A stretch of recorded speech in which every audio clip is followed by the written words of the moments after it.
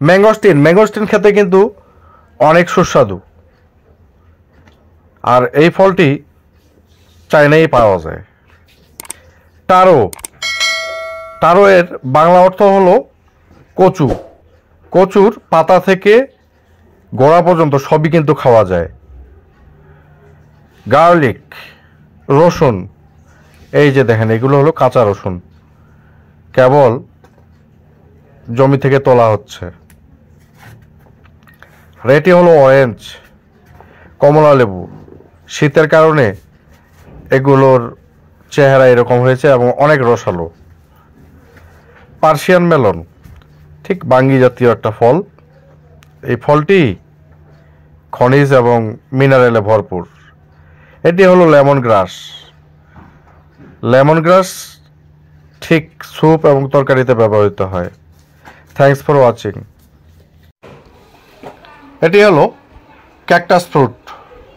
দেখেন এই পাতার মধ্যেই এভাবেই কিন্তু এই ক্যাকটাস ফ্রুট ফলটা ধরে, আর খেতেও অনেক সুস্বাদু, ঠিক ড্রাগন ফলের মতো।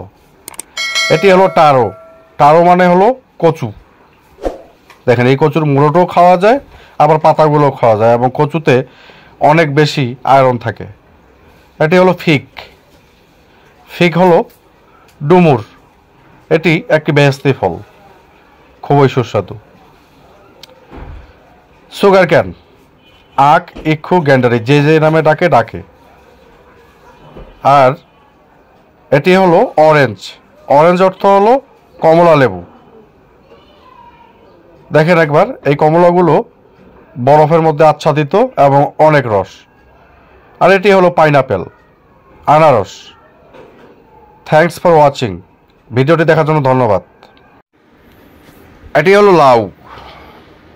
আর এই লাউটিকে একটি শিকের মধ্যে ঢুকিয়ে তারপরে এই 3 ফোঁড়াওয়ালা এই হাতলটিকে লাউয়ের মাথায় ঢুকিয়ে দিল। এরপরে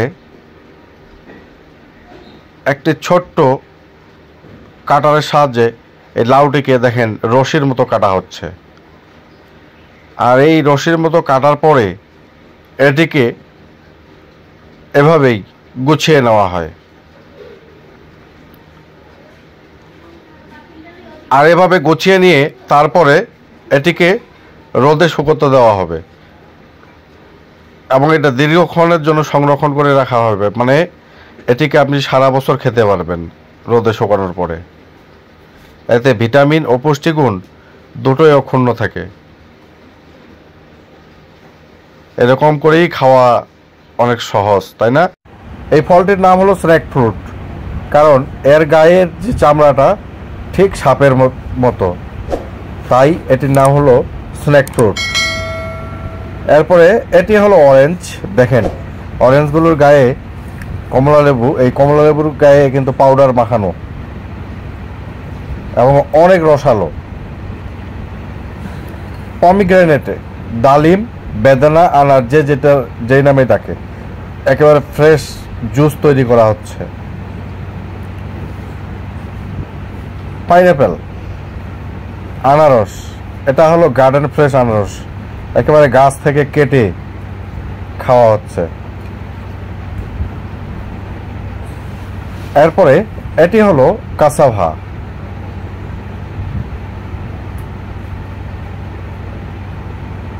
এই যে দেখেন কাসাভা, এটা থেকেই সাবু বার্লি তৈরি হয়। ধন্যবাদ ভিডিও দেখার জন্য। সুজলা সুফলা শস্য শ্যামলা আমাদের এই বসুন্ধরা।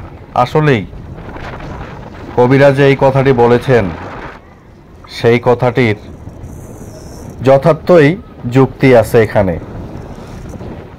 দেখেন একেবারে ধান ক্ষেতের মাঠ আর সবুজ বৃক্ষাদি, কি সুন্দর।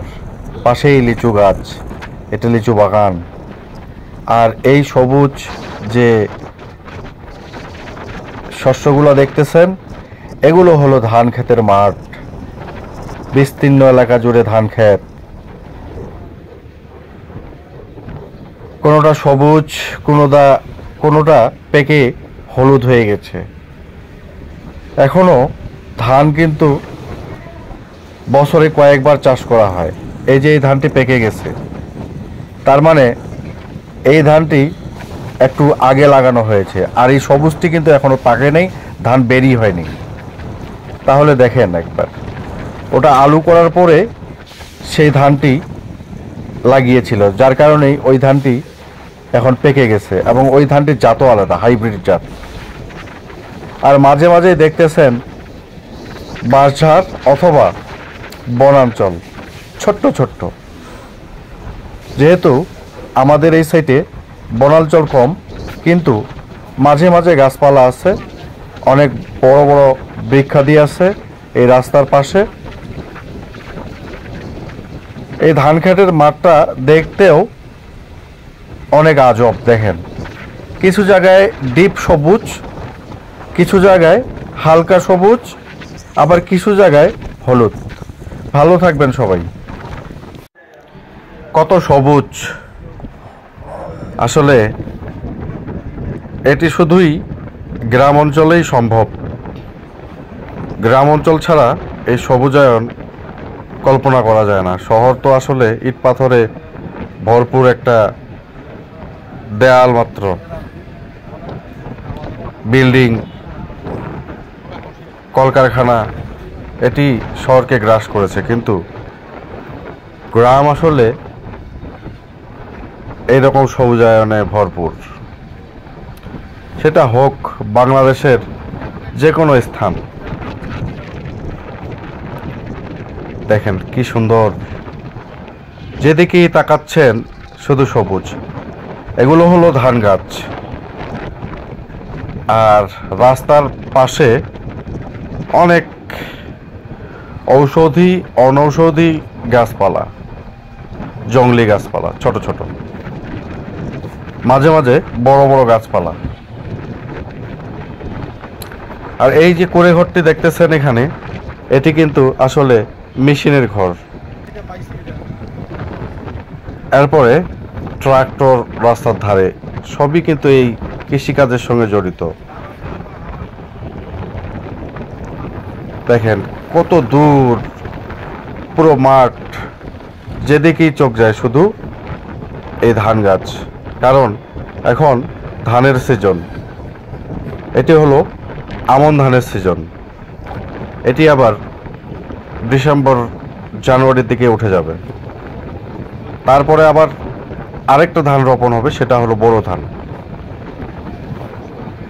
আমন আর বোরো অথবা ইরি আর কি, যেটাই বলেন, এটি বাংলাদেশের প্রধান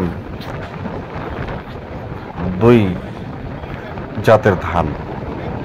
এই আমন মৌসুমেও অনেক পদের ধান উৎপাদন হয়। ধন্যবাদ।